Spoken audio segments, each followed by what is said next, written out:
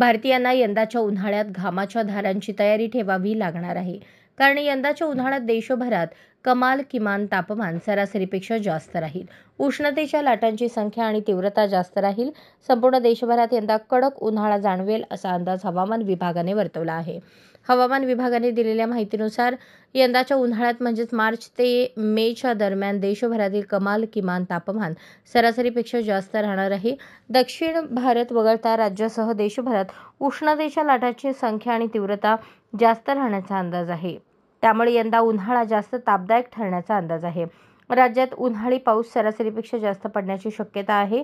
मेघगर्जना आणि विजांच्या कडकडाटासह पावसाची शक्यता असल्याने उन्हाळी पाऊस नुकसानदायक ठरणारा आहे. प्रशांत महासागरात सध्या सक्रिय असलेल्या ला नीना अगोदरच कमकुवत आहे. तो आणखी कमकुवत होताना दिसत आहे. एप्रिल अखेर ला नीना निष्क्रिय होण्याची शक्यता आहे. तसेच लगेच एल निनोही सक्रिय होण्याची शक्यता नाही. त्यामुळे नैऋत्य मोसमी पावसाच्या पार्श्वभूमीवर प्रशांत महासागरात कोणतीही स्थिती नसेल.